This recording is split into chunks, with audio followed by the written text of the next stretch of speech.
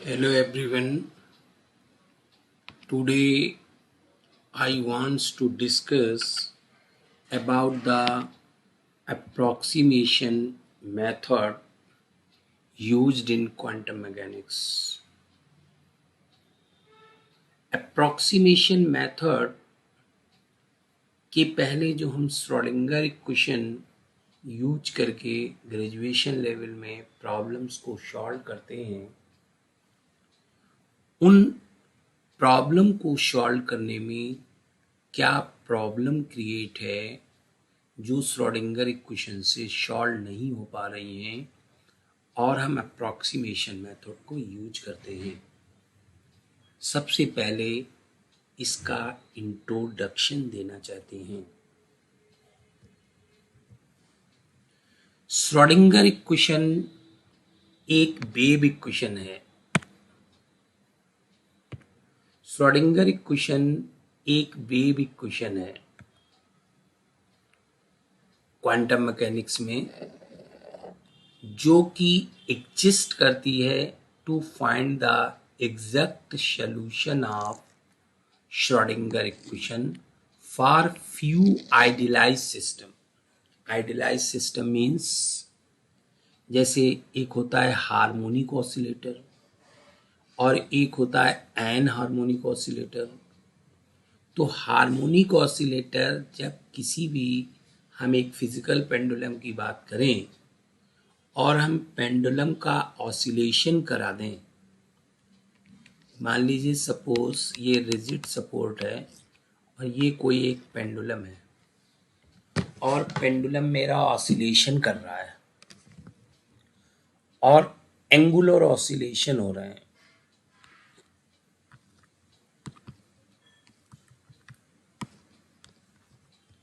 अगर इस थीटा को, इस एंगल को वेरी वेरी स्मॉल मान लें तो हमारा ये एज्यूम्ड ऑसिलेशन आपका हार्मोनिक ऑसिलेशन होगा। जो इसमें साइन थीटा का पद आएगा वो sine theta approximately theta assume किया जाएगा, जबकि कंप्लीट होता है theta minus theta cube upon 3 factorial dot dot dot. तो इस एज्यूम्ड ऑसिलेशन में sine theta is equal to theta and amplitude of oscillation are very small is called harmonic oscillation. Harmonic oscillation. If sin theta is not equal to theta and we take other term, then the oscillation is anharmonic oscillation. Anharmonic oscillation problem cannot be solved with the help of Schrodinger equation. Similar to harmonic oscillator problem, hydrogen atom problem is solved without disturbance. But if hydrogen atom suffers a disturbance, just like hydrogen atom is kept in magnetic field, we get a Zeeman effect. Hydrogen atom is kept in electric field, we get Stark effect. Then Schrodinger equation fails to solve the problem of such disturbing atoms. Similar example is helium atom. Helium atom consists A positive nucleus and 2 electrons revolves around them. If we ignore the interaction between electron and total energy, that is called in quantum mechanics Hamiltonian, that is equal to kinetic energy of electrons and potential energy of electron and nucleus. Then Schrodinger equation is able to solve to determine their energy eigenvalues, discrete energy levels, and associated their wave functions. But if we take the interaction between electron and electron and additional energy term in the form of potential energy introduces in Hamiltonian, then Schrodinger equation fails to solve such type of problem. In this way, the Schrodinger equation is unsuccess to solve the problems. Then we use approximation method.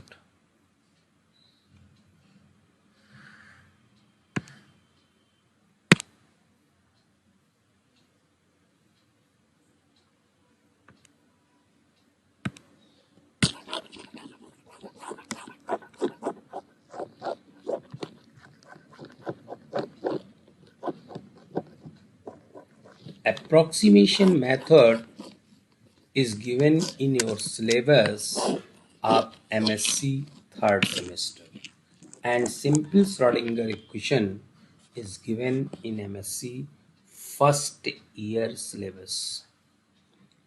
To solve general problem, we must restart.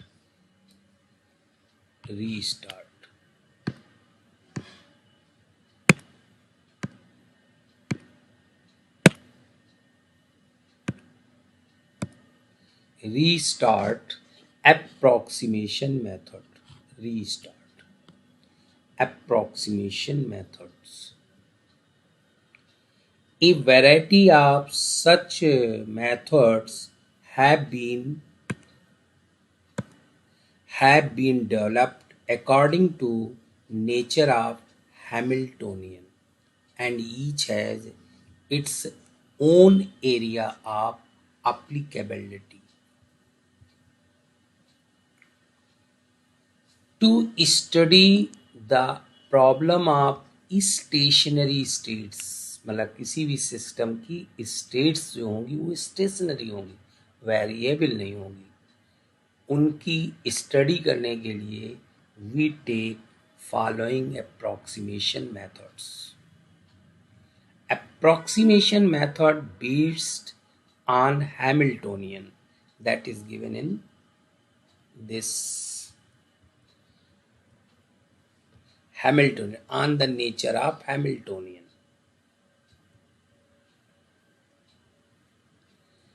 For stationary states corresponding to time independent Hamiltonian, if total energy, that is the Hamiltonian, is independent on time, then for such stationary states problem we solve following approximation method: perturbation theory, variational method, and WKB method. Perturbation theory.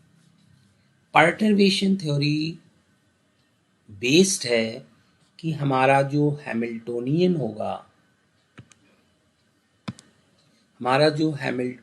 होगा उसमें जो additional change आएगा, this is a Hamiltonian without any disturbance plus H dash. जैसे hydrogen atom को आपने magnetic field में रख दिया तो दिस एडिशनल टर्म आ गया. अगर ये एडिशनल टर्म और ये हमारा बिफोर डिस्टर्बेंस जो हैमिल्टोनियन है, इनमें कोई विशेष अंतर नहीं है. And there is a problem which wants to solve by approximation method is only slightly different.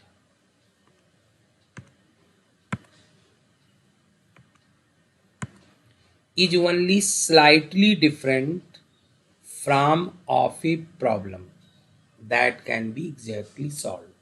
मतलब हमारा हाइड्रोजन एटम का जो बिना डिस्टर्बेंस के जो श्रोडिंगर इक्वेशन के सॉल्यूशन है, उससे हमारा हैमिल्टोनियन एक स्लाइटली डिफर कर रहा है. मतलब जो एडिशनल टर्म आया है वो बहुत स्मॉल है.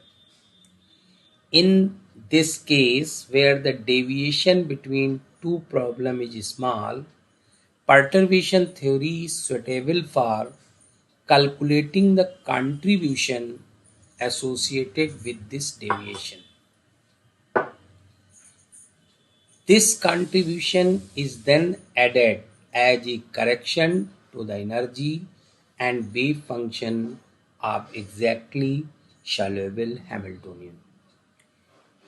तो पर्टर्वेशन थ्योरी में क्या होगा कि जो इसका सॉल्यूशन पहले से नोन है वो वैल्यू मुझे डायरेक्ट यूज करनी है और इसके रिस्पेक्ट में जो हम सॉल्यूशन देंगे, अप्रॉक्सीमेट सॉल्यूशन देंगे, उस रिजल्ट को उस नोन रिजल्ट के साथ आप करेक्शन करेंगे, मतलब प्लस करेंगे और तब हमारा सॉल्यूशन होगा। मतलब पर्टर्वेशन थ्योरी का डिटेल पढ़ेंगे तब आप ये पाएंगे कि एक जो एच नॉट हमारा है इसको मुझे सॉल्व नहीं करना है, इसकी एनर्जी आइगन वैल्यूज और वेव फंक्शन मुझे डायरेक्ट नोट करना है और एच डैश की मुझे सॉल्व करना है और बाद में दोनों को ऐड कर देना है, तो हमारा टोटल सोल्यूशन निकल आएगा। For those system whose Hamiltonian cannot be reduced to an exactly soluble part plus a small correction h naught plus h dash, ऐसा नहीं लिखा जा सकता है। बहुत सारे ऐसे केसेज होंगे जिसमें हम एच नॉट प्लस जो डिस्टर्बेंस से जो एनर्जी आई है, एच डैश टर्म आया है, उसको हम एच नॉट से अलग नहीं लिख सकते, वो हमारा एनर्जी टर्म उसी के साथ जुड़ा होगा, मतलब सेपरेट नहीं कर सकते। मतलब H is equal to H naught plus H dash नहीं लिख सकते, H is equal to H naught plus H dash नहीं लिख सकते। ऐसे केस में हम वेरिएशनल मेथड या WKV मेथड का यूज करेंगे। The variational method is particularly used in estimating energy eigenvalues of ground state and first few excited state of the system. Only one qualitative idea about the form of wave function. Variational method का use करेंगे उसी type की problem में और उसी में WKV का use करेंगे, और जब वेरिएशनल मेथड का यूज करेंगे तो इसके लिए मुझे वेव फंक्शन नोन होना चाहिए, वेव फंक्शन के बारे में क्वालिटेटिव आइडिया होना चाहिए। WKV method is useful for finding the energy eigenvalues and wave function for which classical limit is valid। और ये जो दोनों टॉपिक्स हैं ये 1 बाय 1 आपको आगे डिटेल पढ़ाए जाएंगे, चैप्टर्स के रूप में इनको पढ़ाएंगे। अगले जो वीडियो आएंगे उसमें हम variational method, perturbation method and WKV method का डिस्कशन करेंगे। Unlike perturbation theory, the variation and WKV method do not require the existence of closely related Hamiltonian that can be solved exactly। उसी बात को फिर से कहा गया है कि पर्टर्वेशन थ्योरी में ये लाइन मुझे आवश्यक है, लेकिन इन दोनों मेथड में मुझे आवश्यक नहीं है। ये पार्ट सेपरेबल नहीं है एच नॉट से, जो एडिशनल एनर्जी टर्म आया है सिस्टम में वो अलग नहीं है, उसको अलग नहीं किया जा सकता।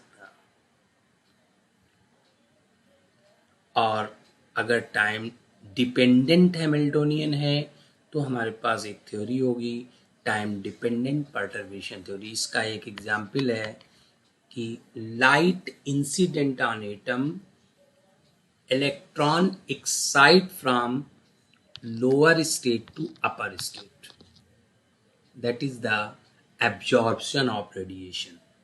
The change of energy Hamiltonian depends on time varying electric field of the light।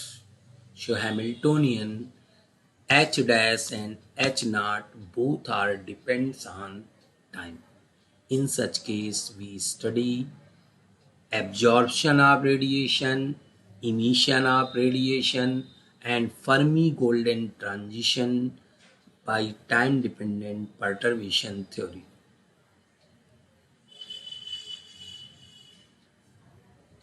The application of approximation method to the study of stationary states consists finding the energy eigenvalues Ek and wave function psi of time independent Hamiltonian H that does not have exact solution. Perturbation theory में हम ऐसा करेंगे. We use Schrodinger equation H psi k is equal to Ek psi k, where H is the Hamiltonian of the system and psi k is the wave function that represent the state function. Realized cases. So time independent perturbation theory.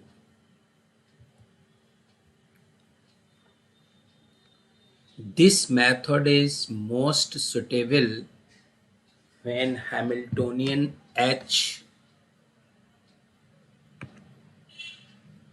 is very close to H naught. जो हमारा system का total Hamiltonian है वो without disturbance पर जो Hamiltonian है उससे उसके क्लोज हमारा हैमिल्टोनियन है system. This is the Hamiltonian of the system without disturbance, and this additional term introduces in total energy of the system due to disturbance.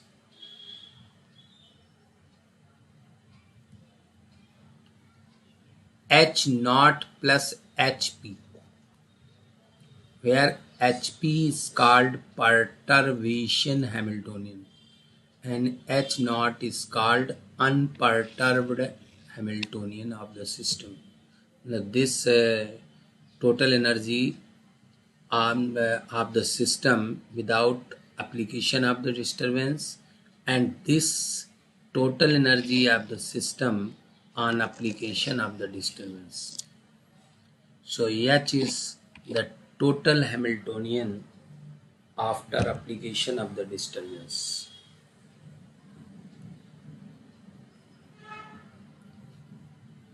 HP is assumed as lambda H dash, where lambda is a dimensionless parameter and which is very small compared to 1. 1 से बहुत छोटा है. This is a HP is a very small term. So the Schrodinger equation of equation number 1 is H naught plus lambda H dash psi k, kth state wave function is equal to Ek psi k.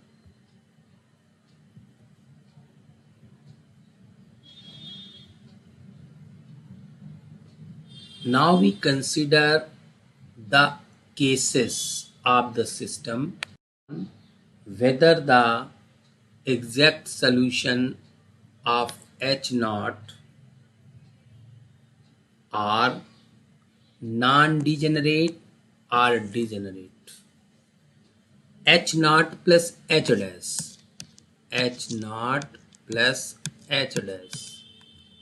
The exact solution of H naught is possible by the Schrodinger equation. इस प्रकार से आप कह सकते हो कि H naught का solution known है. अब जो H naught का solution known है उसके 2 cases बनते हैं, 2 separate cases. One is the non-degenerate and other is the degenerate. इस प्रकार से हमारा time independent perturbation theory 2 part में डिवाइड हो गई. Time independent perturbation theory for non degenerate and time independent perturbation theory for degenerate. What are the non-degenerate? Non-degenerate case means each eigenvalue, each energy value have single wave function. Degenerate case, two or more eigenvalues, two or more eigenfunction of same eigenvalues. Two or more states are available in stationary state having same energy. That is a degenerate case, and this is a non-degenerate case. So perturbation theory is based on degenerate case or non-degenerate case. First topic चलते हैं non degenerate case perturbation theory. सबसे पहले Hamiltonian system का लिखते हैं H naught plus lambda H dash and perturbation theory assume that perturbed eigenvalue and eigenstate can be extended in power series. जो हमारे perturbed eigenvalues हैं, एनर्जी की values हैं, और जो हमारे वेव फंक्शन हैं वो हमारे एक पावर सीरीज के रूप में एज्यूम करते हैं. kth स्टेट का वेव फंक्शन ये पावर सीरीज के फॉर्म में एज्यूम कर लेते हैं और उसकी एनर्जी इस पावर सीरीज के फॉर्म में. मतलब ये वेव फंक्शन इस एनर्जी के लिए है, ये वेव फंक्शन इस एनर्जी के लिए है, ये वेव फंक्शन इस एनर्जी के लिए. Now using in Schrodinger equation H ket psi k is equal to ई के साई के. देखिए आप लोग लास्ट ईयर पढ़ चुके हैं कि जब मैं साई के लिखता हूं इसका मतलब होता है कैट साई के, मतलब kth स्टेट के स्टेट फंक्शन को रिप्रेजेंट करता हूं. इसको आप ऐसे भी लिख सकते हो कि state vector of kth state, इसी सिस्टम की kth स्टेट का वेव फंक्शन है. जब कोई पार्टिकल kth स्टेट में मोशन कर रहा है तो उसके साथ जो डी ब्रॉगली वेव है उसका वेव फंक्शन है. जो डी ब्रॉगली वेव है उसका स्टेट फंक्शन है साई की. Now use the value h Sai के एंड ई के in this equation. h Sai k is equal to ई के साई के. तो h वैल्यू ये पुट कर दी, साई के वैल्यू ये पुट कर दी, ई के आपकी ये वैल्यू पुट कर दी और साई के ये पुट कर दी. Now multiply in both side and equating the coefficient of various power of lambda.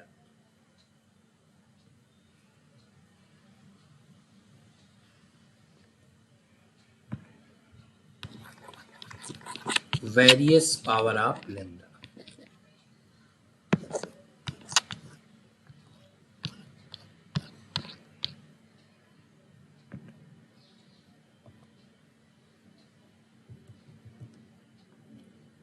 If we take the coefficient of power of lambda के power naught, मतलब note the term containing independent on lambda, that is this. This is called unperturbed part. Without disturbance, the Schrodinger equation H naught psi k naught is equal to E k naught psi k naught.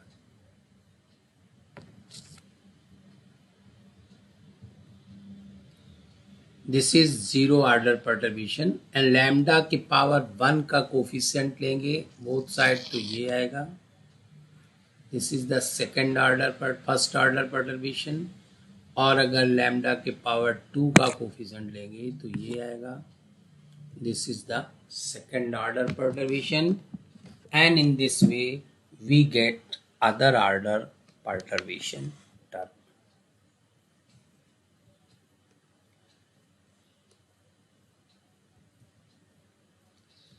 अब हम study करेंगे first order perturbation. तो first order perturbation में मैं determine करूंगा साई के dash and ई के dash. This is the change of energy, this is the change of wave function for h dash, ek dash and psi k dash. We want to determine ek dash and psi k dash.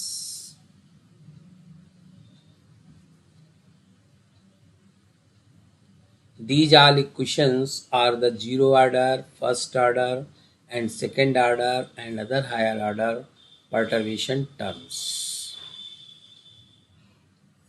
First order correction.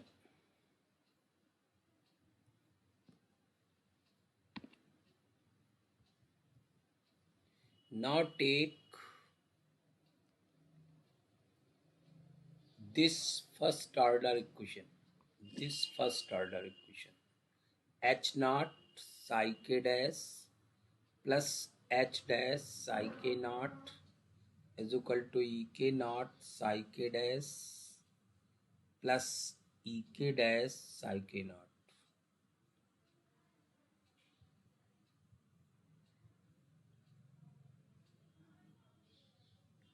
Now take this equation by expansion theorem. Expansion theorem indicate करती है कि कोई भी unknown wave function, जैसे ये साई के dash है, known wave function का लीनियर कम्बिनेशन होता है. चूंकि ये जो इक्वेशन आपके सामने लिखी हुई है एच नॉट साई के नॉट इज इक्वल टू ई के नॉट साई के नॉट. साई के नॉट के स्टेट का वेव फंक्शन है और एच नॉट आपका अनपर्टर्ब्ड हैमिल्टोनियन है और ई के नॉट आपका अनपर्टर्ब्ड एनर्जी है. इस इक्वेशन का सोल्यूशन नोन है. दैट मीन्स आपको नोन वेव फंक्शन है Sai one not Sai two not dot dot dot, मतलब साई के नॉट नोन है. साई के नॉट नोन होने का मतलब Sai one not Sai two not ये सारी वैल्यू हमको नोन है.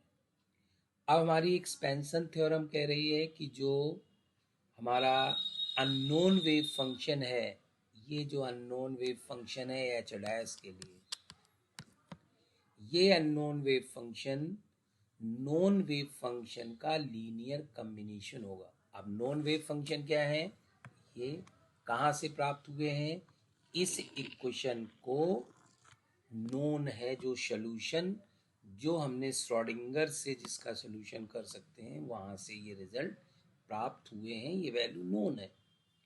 इनका linear combination A one psi one naught plus A two psi two naught और plus dot dot dot, that can be written as this summation L linear combination constant al psi l naught. Now put this value in equation number 1 at this place and this place. ये value substitute कर दिया. अब यहाँ पर ये जो known है उस फार्मूले को अप्लाई कर दिया. H naught psi L naught is equal to E L naught cell, मतलब H naught psi L naught को हम लिख सकते हैं E L naught psi L naught. तो ये फर्स्ट टर्म तो ये हो गया और ये लिख दिया और इसके बाद ये H naught psi L not की जगह लिख दिया ई L naught psi L not. ये दो टर्म हमने आपस में मिला लिए.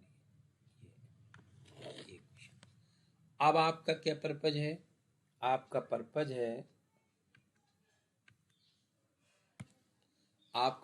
है ई के डैश कैलकुलेट करना और ए एल कैलकुलेट करना. अगर आप ए एल कैलकुलेट कर लेंगे तो नॉन वेव फंक्शन निकल आएगा. ये अगर ए एल कैलकुलेट कर लेंगे तो नॉन वेव फंक्शन साई के डैश निकल आएगा और अगर ई के डैश कैलकुलेट कर लेंगे तो इसकी वैल्यू निकल आएगी। तो सबसे पहले हम ई के डैश कैलकुलेट करेंगे और इसके बाद फिर साई के डैश जो कैलकुलेट करना है उसके लिए ए एल को कैलकुलेट करेंगे।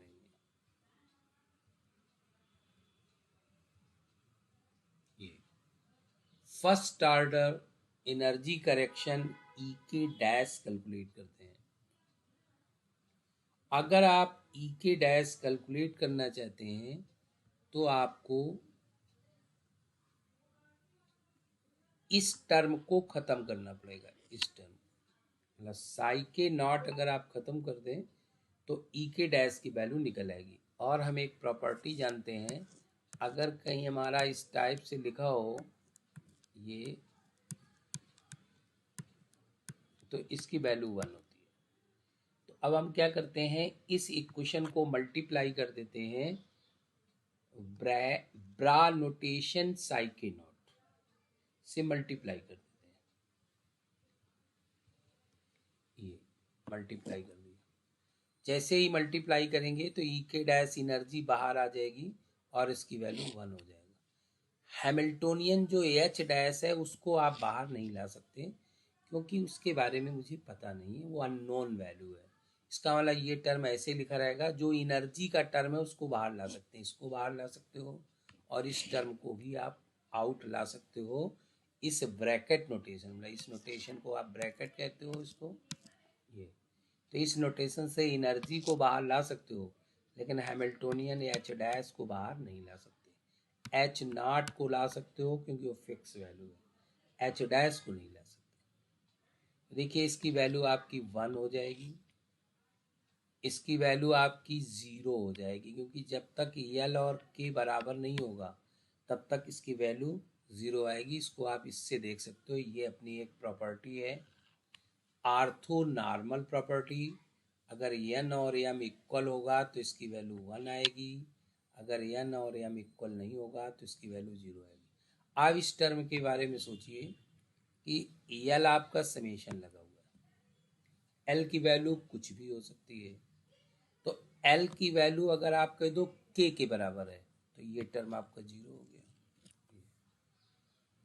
आप कह दो कि l की वैल्यू k के बराबर नहीं है, मान लीजिए आपने कहा k बराबर 1, तो यल आपका हो सकता है 1 2 3 4 5 6 7 कोई भी हो सकता है। तो आपने कहा यल और के दोनों इक्वल हैं तो ये टर्म आपका 0 हो गया। लेकिन आपने कहा यल के इक्वल नहीं है तो यल माइनस ई के तो शून्य नहीं होगा, लेकिन आपकी जो ये वैल्यू है शून्य हो जाएगी। क्योंकि ये प्रॉपर्टी लिखी है कि जब तक आप जैसे ही जब तक ये दोनों यल और के मतलब दोनों स्टेट सेम स्टेट के वेव फंक्शन नहीं होंगे तब तक इसका मान 0 आएगा। मतलब मैं ये कहना चाहता हूँ ई एल 0 माइनस ई के 0 ये लिखा हुआ है और लिखा है क्रॉनिकर डेल्टा के। अगर L इक्वल टू के होगा तो ये 0 हो जाएगा और L इक्वल टू के नहीं होगा तो ये 0 हो जाएगा। इस प्रकार से L बराबर के हो या ना हो, दोनों केस में फर्स्ट टर्म 0 आ जाएगा। जब फर्स्ट टर्म 0 आ जाएगा तब आपका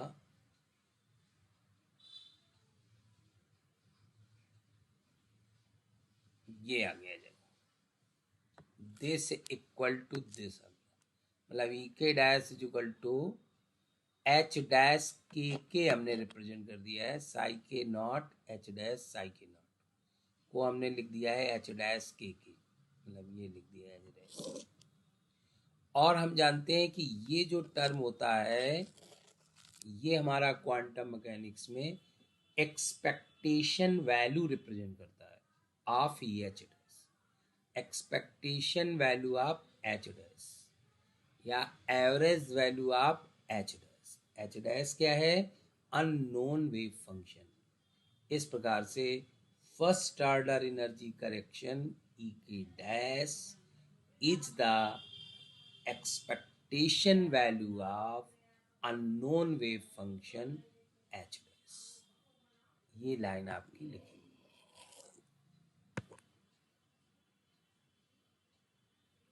एक टर्म निकल आया।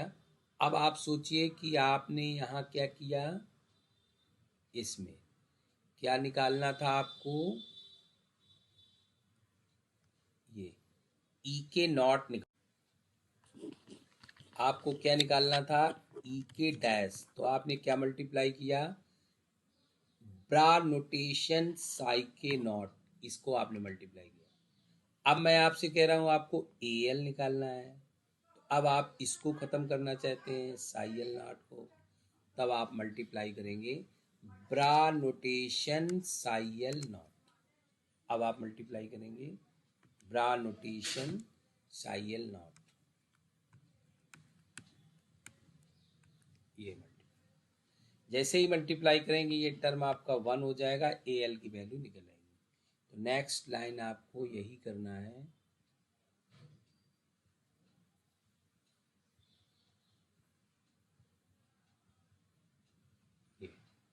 Multiply by Sai L not. अब आप बिल्कुल पहले जैसा है, अब आपने मल्टीप्लाई कर दिया, ये आ गया। अब यहाँ पर एल बराबर के नहीं ले सकते, क्योंकि नहीं, ये टर्म आपका खत्म हो जाएगा। मतलब एल बराबर के नेवर टेकन। अगर के बराबर 1 है तो एल की वैल्यू आपको कोई भी लेनी है, क्योंकि समेशन एल में लगा है 1 2 3 4 5, इनमें से कोई लेनी। एल इक्वल टू के नहीं लेना है, इसका मतलब एल बराबर के नहीं लेंगे तो आपका ये टर्म 0 हो जाएगा। एल बराबर के नहीं, बचेगा क्या? ये टर्म और ये टर्म, क्योंकि ये तो 0 हो नहीं सकता, क्योंकि इसमें एच डैश लिखा हुआ है। एच डैश जब तक बाहर नहीं आ जाएगा तब तक ये प्रॉपर्टी नहीं लगेगी। एल बराबर डज नॉट इक्वल टू के, इसलिए यहाँ पर जो समेशन लगा है इसके ऊपर प्राइम लगा है। समेशन के ऊपर जो प्राइम लगा होगा वो ये इंडिकेट करेगा कि एल के नहीं लिया गया है, बाकी और कोई भी वैल्यू ले ली गई है, और इसको रिप्रेजेंट कर दिया गया है एच डैश एल के, अपनी सुविधा के लिए। इस प्रकार से ए एल की वैल्यू निकल आई, और जो आपने पहले एज्यूम किया था साई के डैश, उसमें ए एल का मान रख दिया, और फाइनल आपका ये वेव फंक्शन। तो this is a complete correction of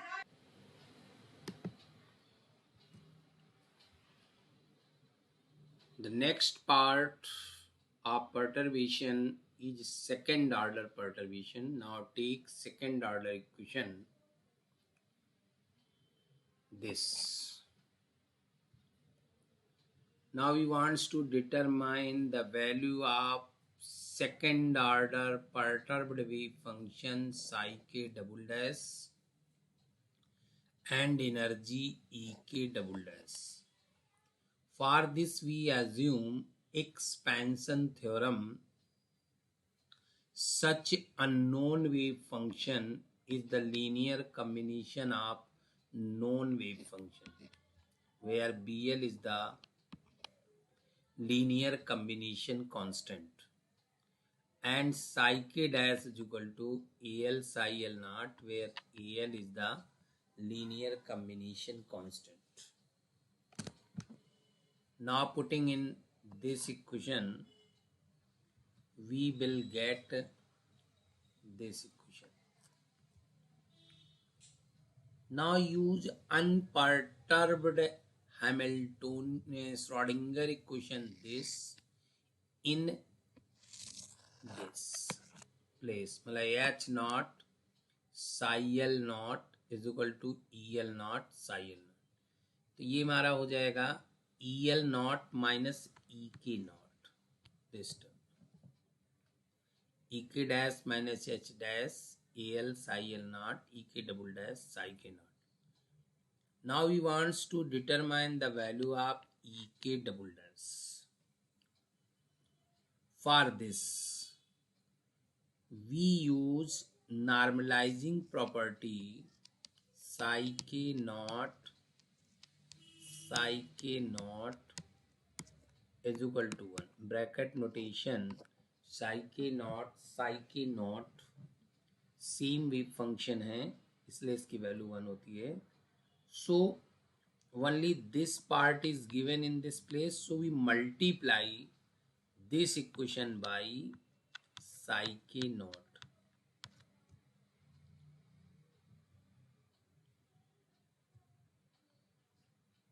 multiply by psi k naught. So this equal to 1 and psi k naught ek dash psi l naught. Ek dash is a constant, can be taken out from the summation, but h dash cannot be taken out from the summation because this is a unknown value. So this term psi k naught h dash psi l naught equal to h dash kl, और जब आप ई के dash लोगे तो this value psi k naught ई के dash h dash psi l naught equal to e k dash psi k naught psi l naught.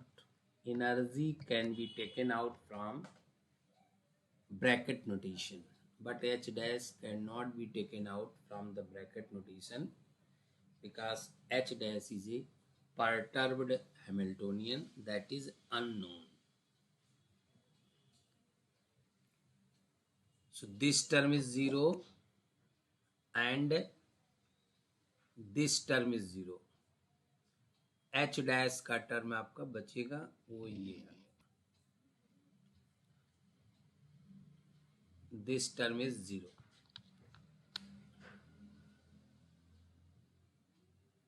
So AL is equal to this.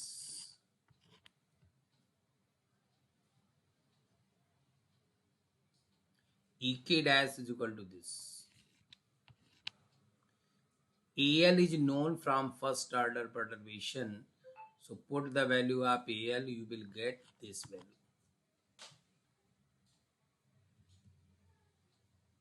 So EK double dash is equal to, ये value आप यहाँ put करिए इस जगह तो ये term आ जाएगा. H dash L की H dash की L both are the same things. This can be written as, क्योंकि इसे लिख सकते हो H dash L की और H dash की L. H dash L की को लिख सकते हो bracket notation L H dash की. कि आप लास्ट ईयर बहुत अच्छी तरीके से पढ़ चुके हैं, चाहे आप ये लिखिए और चाहे आप ये लिखिए, दोनों सेम होते हैं. अगर 0 यहाँ लगाना है ग्राउंड स्टेट के लिए तो 0 हो जाएगा. Both are the same things. मतलब ब्रा नोटेशन L और bra notation psi l naught, both are the same things, wave function of Lth state. So this equal to this, and in the denominator Ek naught minus El naught.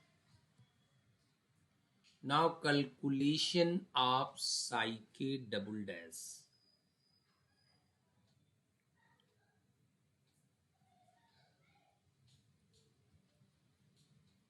Psi k double dash.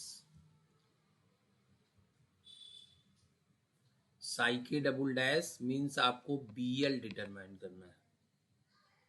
BL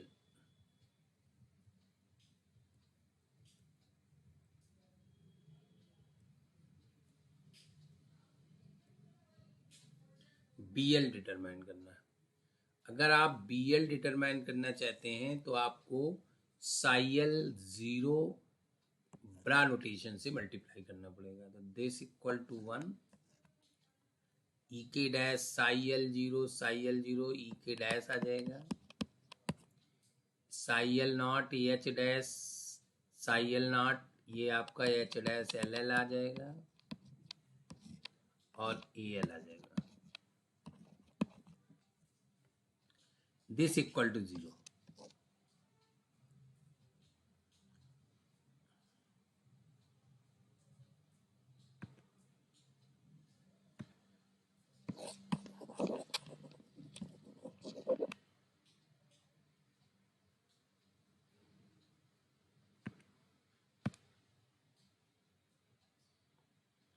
BL की value calculate हो गई AL के term में। AL की value आपको substitute कर देनी है तो BL निकल आएगा, और BL कैलकुलेट होने के बाद साई के डबल डैश आपका कैलकुलेट हो जाएगा। Psi k double dash is equal to this, क्योंकि साई के डबल डैश आपने शुरू में लिखा है summation L BL psi L naught।